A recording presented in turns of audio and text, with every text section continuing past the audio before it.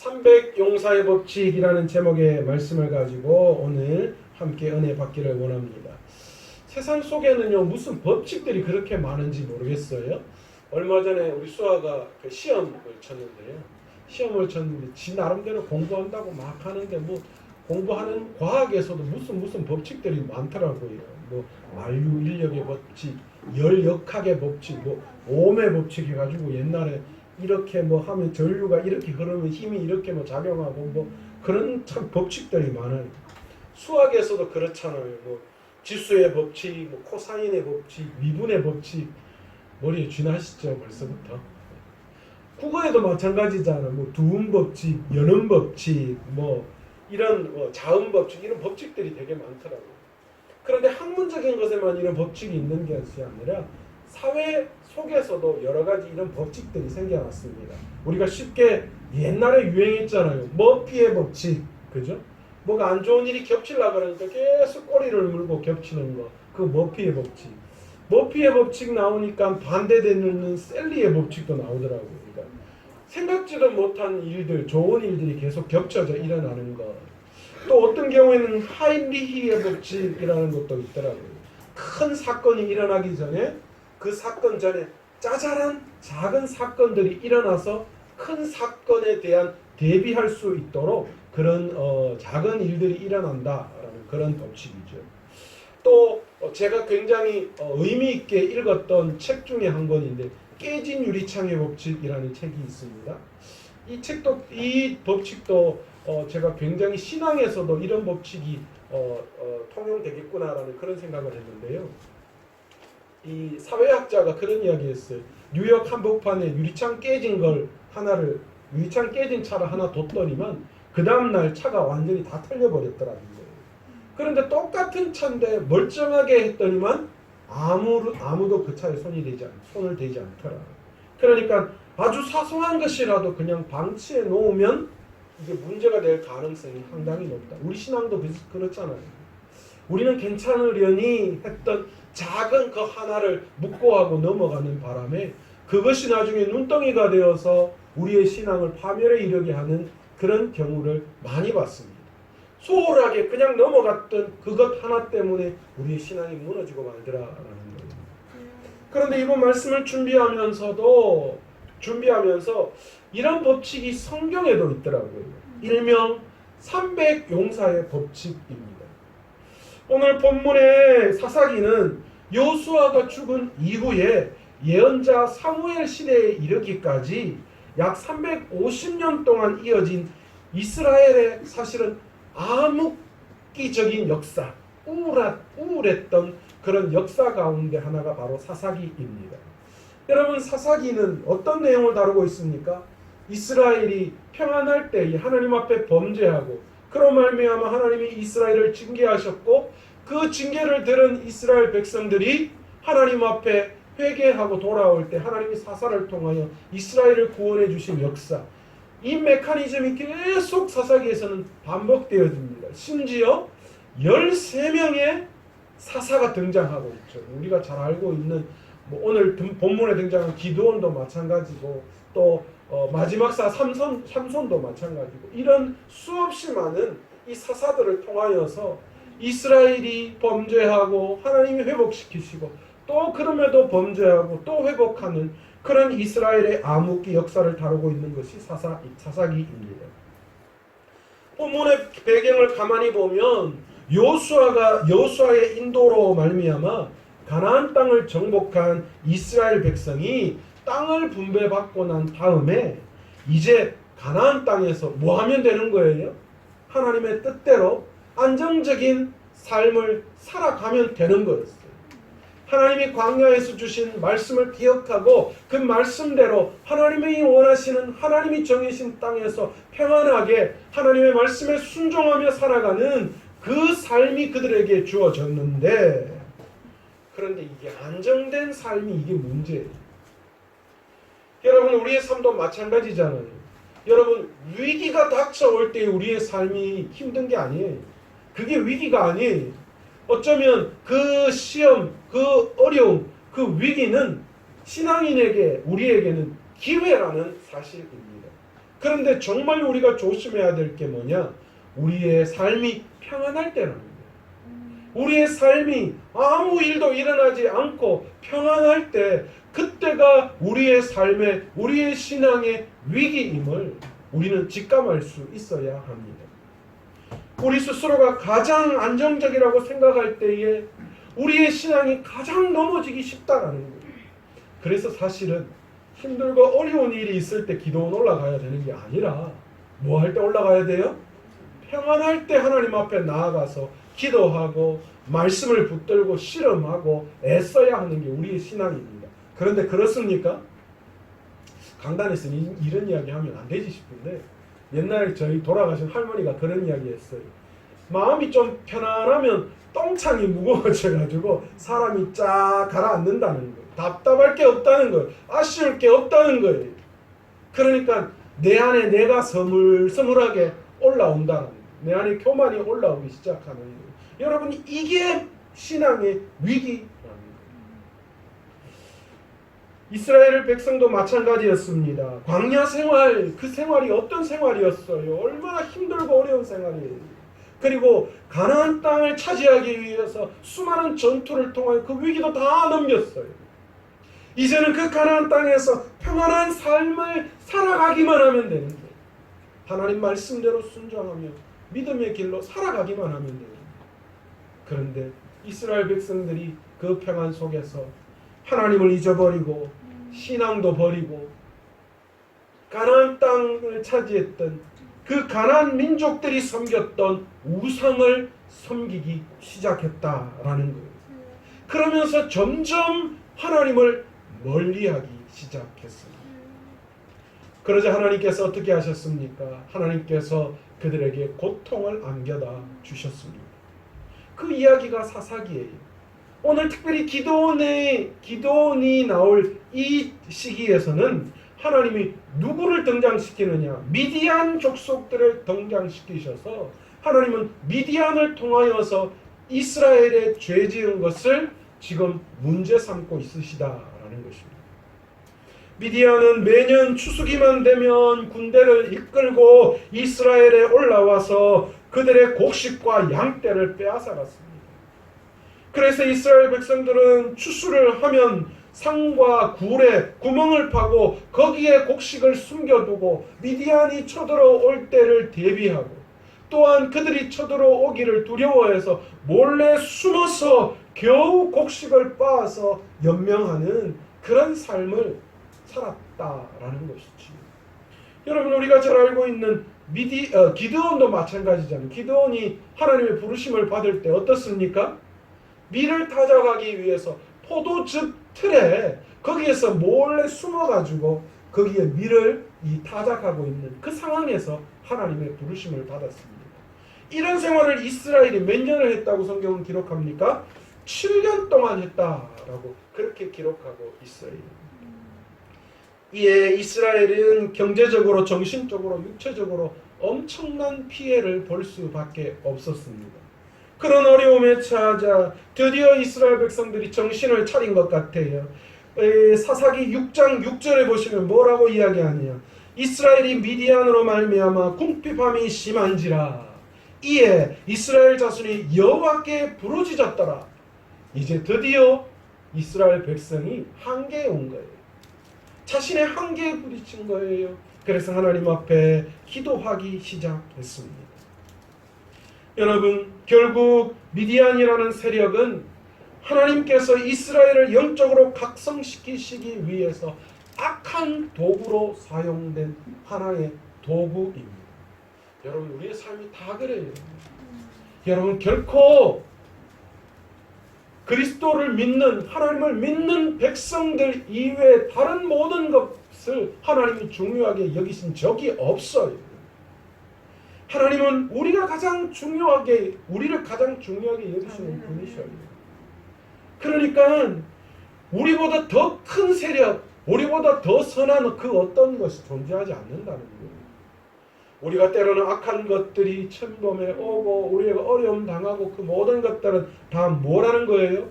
하나님이 우리를 영적으로 깨우치게 해주셔서 우리를 더 나은 길로 인도하게끔 하시기 위한 하나님의 계획이심을 알아야 합니다. 그러니까 우리를 대적하는 그 세력이 결코 우리보다 크지 않다라는 거예요. 미디안도 여러분 어떻게 보면 이스라엘이 생각할 때 너무나도 크게 보였던 민족이었지만, 그러나 오늘 본문에 보시면 하나님이 뭐 하신 거예요?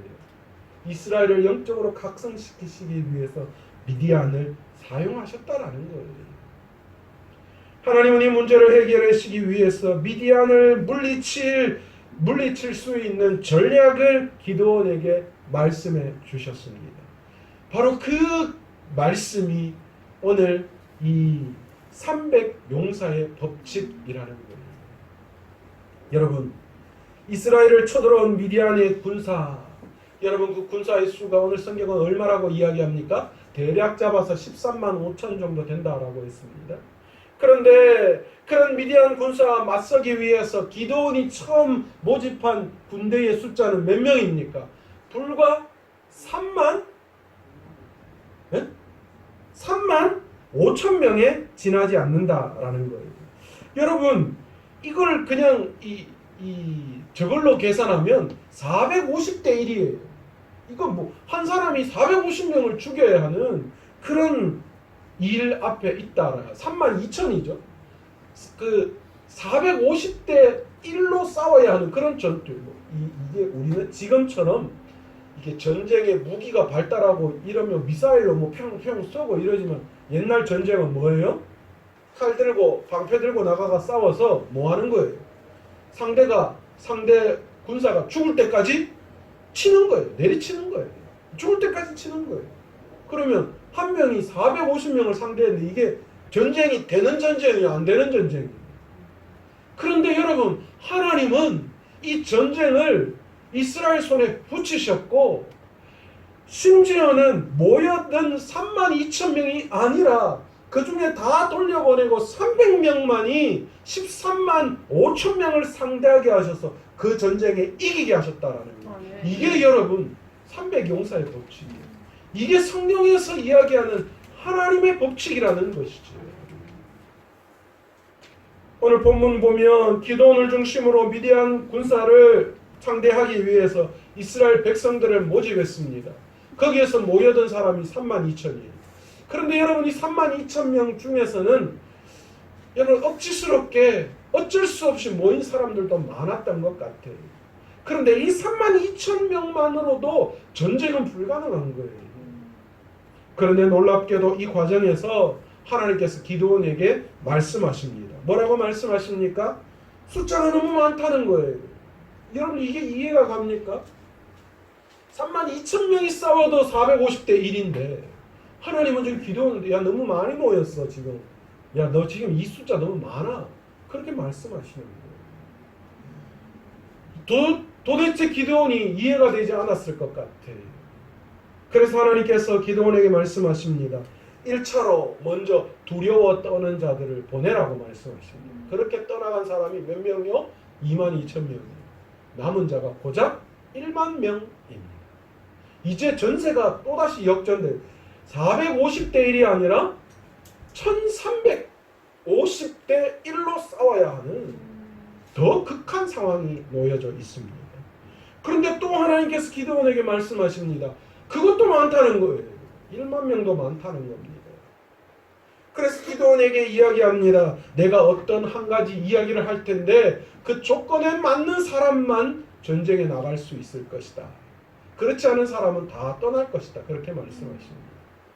여러분, 기드온이 하나님 앞에 부름을 받을 때에도 사실은 기적 같은 방법으로 부름을 받았잖아요. 두려워 떠는 기드온이 하나님에게 이야기합니다. 양털 뭉치에만 이슬이 있고 다른 땅에는 이슬이 하나도 없게 해달라고. 여러분, 이게 가능한 거예요? 양털 뭉치에 이슬이 있고 다른 땅은 마른다. 그거는 상식적으로도 도저히 있을 수 없는 일입니다. 그런데 하나님 그걸 기드온에게 보여주셨어요. 그러나 기드온이 믿음이 약해서 다시 이야기합니다. 이제 반대로. 양털은 마르고 땅은 젖을 수 있다. 여러분, 이것도 땅이 젖으면 양털이 당연히 젖어야 돼요. 그런데 하나님도 그것을 행하셨습니다. 기드온은 그것을 보고 하나님의 부르심을 받아 미디안과의 전쟁을 위해서 나갔습니다. 그런데 이번에는 해도 너무하신 거예요. 이게 도대체 13만 5천 명과 싸워야 하는데 3만 2천도 많다고 하셔서 돌아보내시더니만 10,000명 남은 그 숫자도 많다고 돌려 보내셨습니다. 그러면서 뭐라고 말씀하시느냐? 물가에서 물을 손으로 움켜서 핥아 먹는 사람만 전쟁에 나갈 수 있다. 그런데 그 사람의 숫자가 300명이었습니다. 하나님께서는 그 300명이 맞서서 미디안과 싸우기를 원하셨던 거예요. 여러분, 세상적인 전술로 볼 때에는 이건 불가능한 전투입니다. 그런데 여러분, 그럼에도 불구하고 하나님은 또 어떻게 싸우라고 명령하셔요? 뭐 어떤 기가 막힌 전술을 그들에게 이야기하신 것도 아니에요. 세 대로 나눠가지고, 그리고 각자 손에 나팔하고 빈 항아리하고 그것을 들고 가서 그 안에 횃불을 감추고 있다가 그 횃불을 깨고 외치라고 이야기합니다. 여호와를 위하여, 기도원을 위하여, 그렇게 외치라는 거예요. 한마디로 말하면 어쩌면 13만 5천 명 앞에 그냥 다 갖다 죽으라는 말이에요. 여러분, 이 전쟁 어떤 전쟁과 비슷하죠?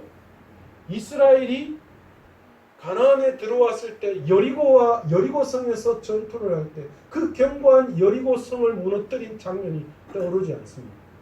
그 방법도 뭐예요? 그냥 성을 도는 거였어요. 그리고 마지막 7일째에 7바퀴 돌고 소리치는 거였어요. 그랬더니만 어떻게 됐어요? 여리고성이 무너지는 역사가 일어났던 거죠.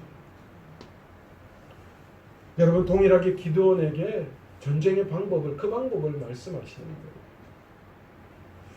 여러분, 제가 물어보겠습니다. 이 전쟁의 승패 어떻게 됐습니까? 우리가 만약에 성경의 내용을 전혀 모르고 있다면 여러분, 우리는 이 전쟁의 승패를 어떻게 가늠할 수 있어요? 여러분이 만약에 전혀 성경을 모르고 이 시대의 사람이라면 만약에 돈을 걸어야 한다. 이 전쟁의 승패에 돈을 건다고 생각해 봅시다. 여러분은 다 어디에 거시겠어요? 다 13만 5천에 걸죠. 뭐 이거는 뻔한 전쟁이잖아요. 그런데 여러분, 성경은 뭐라고 말씀하십니까? 성경은 300명을 통하여서 하나님이 승리하게 하신 역사를 우리에게 보여주고 계십니다. 완벽한 이스라엘의 승리였습니다. 그것도 첫 전투에서 이스라엘이 싸운 것이 아니라 자기네들끼리 미디안끼리 싸우도록 하셔서 승리하게 하시는 놀라운 역사를 일으키신 거죠. 여러분, 이게 하나님이 말씀하시는 300용사의 법칙입니다. 그렇습니다. 우리의 삶은 믿음으로 사는 삶입니다. 하나님을 바라보고 사는 삶입니다. 아멘. 세상의 조건과 상황을 바라보는 것이 아니라 하나님을 바라보고 하나님을 향한 그 믿음 안에서 순종하는 삶을 살아가는 전투를 오늘 저와 여러분이 치르는 사람들입니다. 아버지. 이스라엘이 미디안 13만 5천 명 앞에 300명이 나아가 싸움했던 것처럼 오늘 우리의 전쟁이 바로 그런 전투라는 것이죠. 그런데 하나님은 이 전투에서 300용사의 법칙을 동일하게 오늘 우리의 삶 가운데도 이루어 주시는 분이신 줄 믿습니다. 아멘. 여러분, 절대 열세에 처해 있던 그런 이스라엘. 여러분, 기드온은 얼마나 당황했을까요? 하나님께서 이 말씀을 하실 때. 그런데 하나님은 단 300명으로 미디안 연합군을 물리치는 대성을 거두시면서 300용사의 법칙을 우리에게 말씀해 주시고 계십니다. 여러분, 교회 안에서도 이 300용사의 법칙이 그대로 적용되고 있는 줄 믿습니다. 아멘. 10,000명이 넘는 교회도 10,000명이 다 용사가 아님을 우리는 알 수 있습니다. 여러분, 특정 소수의 인원 약 5% 성도만이 교회 안에서 일을 이루어가고 또한 교회를 이끌어가는 사람들이라는 그런 통계가 있습니다. 그러니까 10,000명 해도 5%예요. 1,000명 해도 5%예요. 저는 그런 의미에서요, 제 안에 소망이 생겼어요. 아, 그렇구나.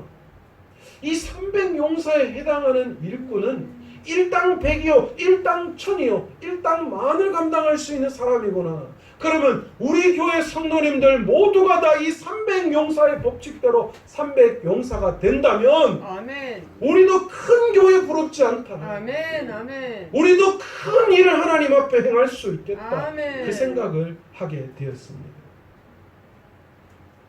여러분, 마지막 주님이 오실 그날을 준비하며 새로운 역사를 써내려갈 교회의 희망이 바로 이 300용사의 법칙을 따라 순종하는 용사들인 줄 믿습니다. 아멘. 그렇다면 이 새로운 역사를 써내려갈 300용사는 어떤 사람일까요?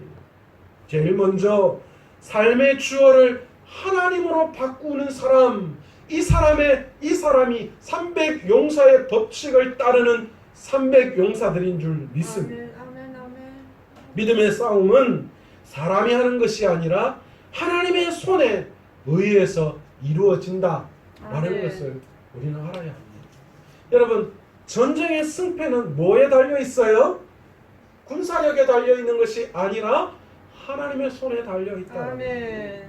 여러분, 이 땅에서의 삶은 누구의 손에 달려 있습니까? 하나님의 손에 달려 있어요. 아멘. 이 땅의 문제는 어디에 속해 있는 겁니까? 하늘에 속해 있는 것입니다. 여러분, 우리가 그것을 빨리 깨달아야 돼요. 여러분, 아무리 내가 애쓰고 발버둥 치고 노력한다고 하더라도 하늘에 계시는 하나님이 허락지 않으시면 이루어지는 게 아무것도 없어요. 그러나 내가 이 땅에서 부질없고 보잘것없이 보일지라도 하나님이 선택하시고 하나님이 이루어 가시기를 원한다면 그건 되는 거예요.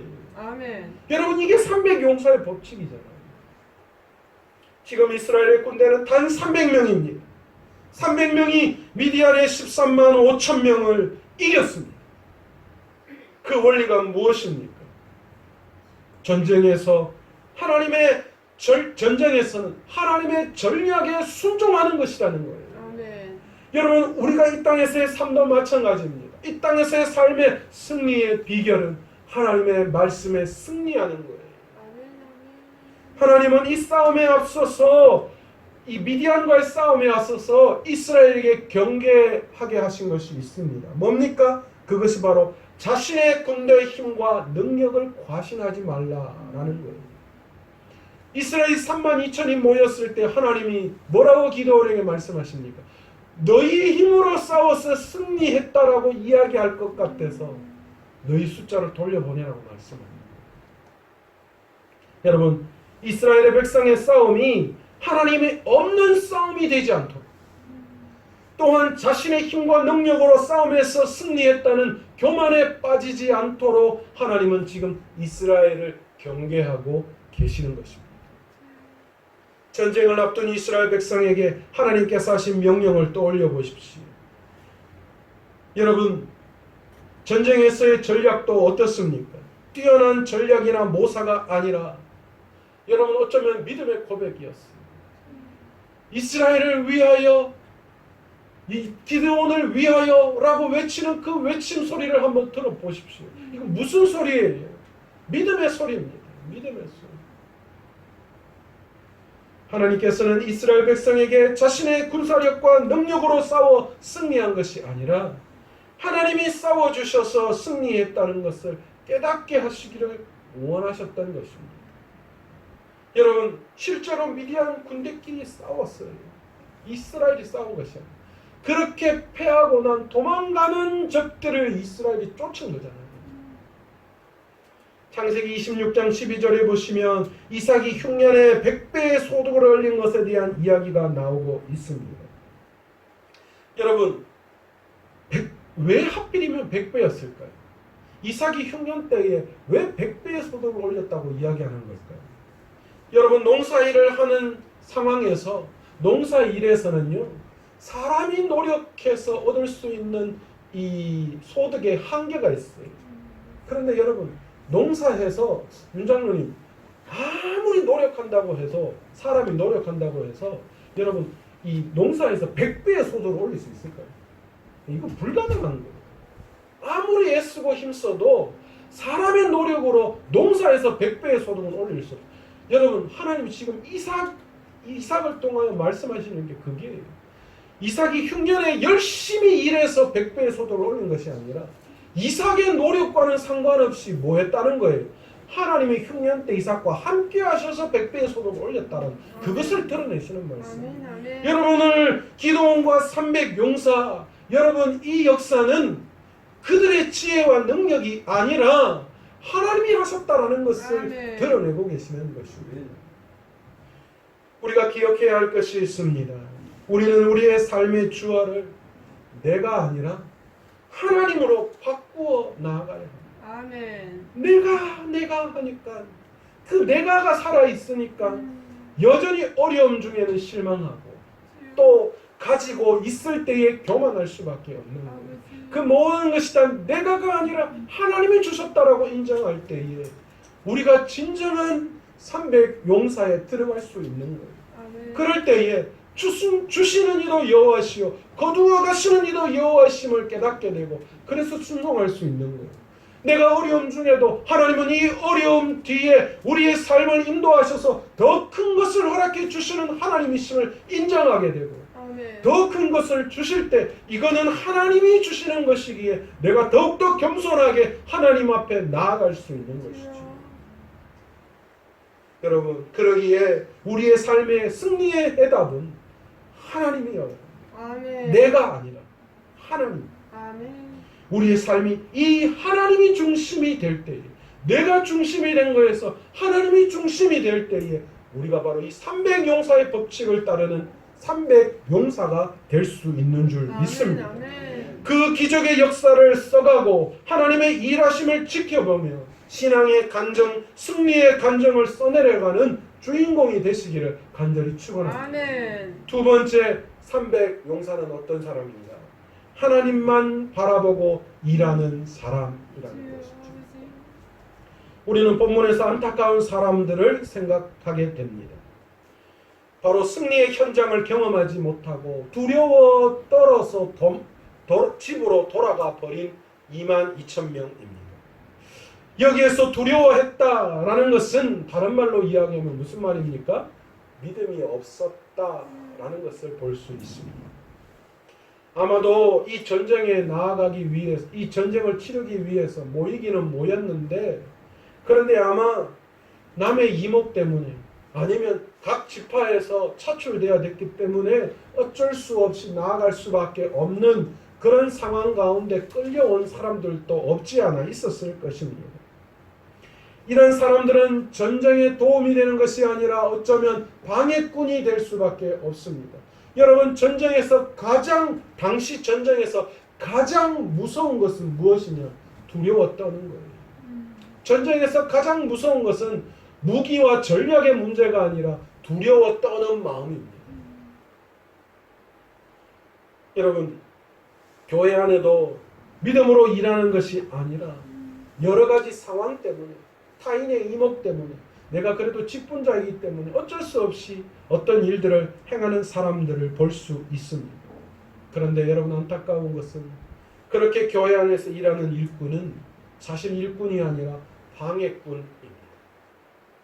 그런 사람은 자꾸만 내 안에서 불만, 불평이 터져 나와요. 순종하고 문제를 해결하고 하나님 앞에 기도하기보다 봐라 그렇게 보니까 봐라 그럴 수밖에 없지 라는 그런 말이 먼저 튀어나와서 앞서 일하는 사람들에게 방해거리밖에 되지 않는다라는 거죠. 주의 일은 믿음으로 하는 것입니다. 아멘. 일꾼의 숫자나 재정적 능력, 규모가 하는 것이 아닙니다. 여러분, 하나님께서는 우리 교회가 할 수 있는 딱 맞는 일을 우리에게 허락해 주시는 분이신 줄로 믿습니다. 아멘. 그러기에 그 믿음대로 순종하고 나아가면 하나님이 기적을 일으켜 주시는 거예요. 우리 교회. 아멘. 아멘. 큰 교회는 큰 교회대로 할 일이 있고 작은 교회는 작은 교회대로 할 일이 있어요. 아멘. 하나님은 그 일들을 우리에게 맡겨주실 때에 우리가 할 수 있기 때문에 맡겨주시는 거예요. 아멘. 때로는 할 수 없는 일을 맡겨주실 때도 있습니다. 그것은 무엇을 보시기 위해서요? 우리 교회와 우리 성도님들의 믿음을 보시기 위해서 위대한 일을 맡기실 때도 있어요. 여러분, 코로나 처음 터졌을 때 우리가 어떻게 했습니까? 우리가 믿음으로 어려움 중에 있는 교회들을 돕자라고 코로나 때문에 어려운 교회들, 우리 노예 어려운 교회 돕자고 여러분 우리 헌금했습니다. 여러분, 그렇게 우리가 세 교회를 우리가 섬겨서 도왔습니다. 여러분, 우리 교회도 어려워 힘들어요, 코로나 시대에. 그러나 그렇게 하나님 일을 감당할 때에 하나님은 지금 이 코로나 시기에 있지만, 힘들고 어려운 시기에 있지만 굳건히 우리 교회가 든든히 세워나갈 수 있도록 하나님이 우리 교회를 인도해 주시는 거예요. 아멘. 여러분, 우리가 이걸 믿음으로 수납할 수 있어야 돼요. 주여. 때로는 우리 교회에 딱 맞는 일을 맡기실 때도 있고, 때로는 우리 교회가 하기에 버거운 일도 맡기실 때가 있어요. 그러나 그 모든 일들 하나님이 주시는 것으로 믿고 믿음으로 순종하고 나아갈 때에 이 300 용사의 법칙이 우리 교회와 성도님들의 삶 가운데 나타날 줄로 믿습니다. 아멘. 때로는 내가 이겨내기 힘든 버거운 시련이 내한테 돌아와 주여. 감당할 내 아이에게 다가올 때도 있어요. 왜 나에게 이런 시험을 주시니? 시험 지난주에 3일 우리 딸이 시험 쳤는데요. 시험 둘째 날인가? 시험 끝나고 집에 올라가는데 저한테 그 이야기를 하더라고요. 아빠, 근데 시험을 왜 쳐야 돼? 야, 학생이 시험 당연히 쳐야지. 지금 무슨 소리 하는 야가 지금. 테스트를 해야 될 거 아니야. 테스트를. 네 실력이 얼마나 되는지. 아니 근데 꼭 그렇게 테스트 해야 돼? 아빠 살면서 설교하는데 함수 써? 아빠 함수 공부한 거 그거 아빠 설교할 때 필요해? 근데 어이가 없어요. 야, 네가 뭘 할지 너 어떻게 아냐고. 그러니까 지금 그런 게 또 다 필요할 때도 있으니까 지금 공부하는 거지. 그리고 네가 공부를 잘했나 하는 테스트 해보는 거 아이가. 그러니까 쓸데없는 하고 열심히 공부를 해야지. 그래서 여러분, 어쩌면 그렇게 생각할 수 있어. 왜 나한테 이런 거 뭐 이게 내게 왜 필요한 거냐고. 왜 이런 시험이 나에게 오냐고. 그렇게 우리가 불평할 수도 있어요. 그러나 여러분, 하나님은 위대하신 분이고 아멘. 하나님은 필요 없는 걸 우리한테 주시는 분이 아니시고, 그래서 때로는 좀 그게 버거울지라도, 좀 버거운 헌신을 우리에게 요구하시고, 좀 버거운 어떤 시련 가운데 있을지라도, 우리 교회가 감당하기에 좀 힘들고 어렵더라도 믿음으로 순종하고 나아갈 때에 하나님은 우리의 삶 가운데, 하나님은 우리의 가정 가운데, 하나님은 우리의 교회 가운데 기적같은 300 용사의 법칙을 이루어 내시는 줄로 믿습니다. 아멘. 저와 여러분이 그 다 경험해 보시기를 원합니다. 아멘. 아멘. 여러분, 우리의 믿음의 본질이 언제 적나라하게 드러나는 줄 아세요? 시험 중에 드러나요. 어려움 중에 드러나요. 평안할 때 절대로 안 드러나요. 평안할 때는 다 좋아요. 평안할 때 저한테 목사님, 제가 평안한데 이렇게 힘들 수가 있나요? 이래서 한 사람도 못 봤어요. 다 힘들 때 죽겠다 해요. 죽겠다. 그런데 여러분, 그분의 믿음이 좋은지 나쁜지는 언제 알 수 있느냐? 이분이 믿음으로 잘 단계를 거쳐왔는지 안 왔는지 어떻게 알 수 있느냐? 시험 중에 보면 그 시험을 끝내는 이겨내셔요. 제가 그랬잖아요. 욥기 할 때 그렇잖아요. 믿음 좋다고 시험이 안 아프고 안 힘든 거 아니에요. 똑같이 아프다고. 아무리 훈련해도 뼈가 부러지면 아프죠. 뭐 안 아플 수 있습니까? 그런데 여러분, 끝내는 그것을 이겨냅니다. 그게 믿음입니다. 아멘. 그게 믿음 있는 자의 모습입니다. 오늘날 교회 안에 이런 분들이 얼마나 많은지 몰라요. 많은 분들이 큰 교회 선호하는 분들이 있어요. 여러분, 큰 교회가, 그들이 큰 교회를 선호하는 이유가 어디에 있어요? 시설이 좋고, 예배하기 좋고, 양육 프로그램이 좋고, 작은 교회가 할 수 없는 그런 일들을 할 수 있기 때문에, 내 비전이 그 큰 교회를 통하여 그렇게 나아갈 수 있기 때문에, 여러분, 그렇게 큰 교회 선택하는 사람이 몇 명이나 되겠어요? 대부분 사람들이 큰 교회를 선택하는 이유가 어디에 있습니까? 부담 없이 신앙생활하고 싶은 거예요. 간섭 안 받고 신앙생활하고 싶은 거예요. 나 하나쯤 이 큰 교회에 묻혀 있어도 아무런 티도 안 나고, 그리고 또 거룩하게 드릴 수 있는 그 분위기 속에서 성가대와 웅장한 찬양과 그 설교의 말씀 속에서 내가 그 속에 앉아서 예배 드리고 나면 내 어떤 신앙과 전혀 상관없이 내가 그래도 거룩한 예배를 드렸구나라는 그것에 취해 있는 거예요. 실제로 서울에서 사역하는 교회 부목사님들이 신방 교육을 받을 때에 심지어 이런 교육을 받는 교회도 있다고 합니다. 성도들 가정에 너무 깊이 들어가지 말고 그들의 삶을 너무 간섭하지 말고 말하고 상담을 원할 때만 그렇게 하라고 그렇게 가르치는 교회도 있다라고 합니다. 여러분 특히 코로나 시대 지금 저와 여러분의 신앙, 여러분의 믿음은 어떻습니까? 예배를 회피하는 많은 성도님들이 코로나 시대에 생겨났어요. 마트도 가고 쇼핑도 가고 놀러는 가는데 이 연휴 때 지금 제주도가 또 터져난다잖아요. 그런데도 불구하고 교회에 오는 것은 예민하게 생각해요. 여러분 코로나보다 하나님이 더욱 두렵지 않으십니까? 하나님을 두렵게 여김으로 하나님만 바라볼 수 있는 저와 여러분 되시기를 바랍니다. 아멘. 하나님만 바라보고 믿음으로 순종하고 나아갈 때 하나님이 우리를 삼백용사로 사용하시고 아멘. 삼백용사의 법칙이 오늘날 우리 삶 가운데 그대로 임하게 할 줄로 믿습니다. 아멘. 아멘. 교회의 성도들은 많지만 결국 죽도록 충성하고 목숨을 거는 귀한 전도의 삶을 감당하는 귀한 삶을 살아가는 사람은 많지가 않습니다. 여러분 비바람이 치고 홍수가 나면 여러분 가장 먼저 어디가 생각났습니까? 교회에서 어떤 일들을 위해서 기도하면 여러분은 어떤 생각이 드십니까? 여러분 삼백용사의 법칙이 통하는 사람은 비바람이 치고 홍수가 날 때에 교회가 가장 먼저 생각나요. 교회에 물이 새지는 않나. 이것 때문에 교회에 어려움 당하지 않는가. 그 생각이 먼저 나는 거예요. 내 중심이 아니라 하나님 중심이니까요.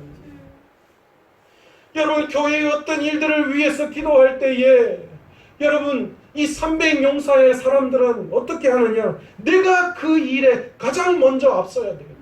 내가 가장 기도하고 내가 가장 헌신해야 되겠다. 그 마음이 먼저 드는 사람들이 바로 기도의 300용사, 300이 용사의 법칙이 통하는 사람인 줄 믿습니다. 아멘. 그런데 여러분 이런 사람 많지 않아요. 예수님도 12제자를 통하여 역사하셨고 이방 전도에 가장 포문을 열었던 하나님은 바울 한 사람을 통하여 놀라운 이방 전도의 역사의 문을 여셨잖아요. 여러분 오늘날 교회 안에 성도는 많으나 일꾼이 적다고 합니다. 하나님 앞에 나를 써달라고 이야기하는 성도들은 일꾼들은 너무 많은데 정작 하나님이 쓰실 만한 일꾼은 없다라고 하나님이 지금 한탄하고 계시다라고 합니다. 이 마지막 때를 살아가는 저와 여러분 우리는 어떤 삶을 살아가야 할까요? 오늘날 그리스도인들이 편리주의라는 우상에 빠져버렸고 또한 자기 우선주의라는 함정에 빠져버리는 그런 시대를 살아가는 거예요. 그런데 여러분 이 시대에 기억해야 할 것이 있습니다. 하나님 앞에 쓰임받는 사람들은 결코 대중이 아니라 내 중심이 아니라 하나님 중심, 하나님만 바라보는 사람이라는 것입니다. 오늘 하나님께서 하나님의 일을 위해서 찾으시는 일꾼이 저와 여러분 되시기를 원합니다. 아멘. 이 300용사의 일꾼이 되기 위해서 계속해서 내가 아니라 하나님이 역사하실 수 있도록 하나님만 바라보며 나아갈 수 있는 귀한 이 300용사의 법칙을 따르는 300용사들 다 되셔서 이 마지막 날 하나님이 오심을 준비하는 귀한 하나님의 일꾼으로 쓰임받는 저와 여러분 되시기를 간절히 축원합니다. 아멘.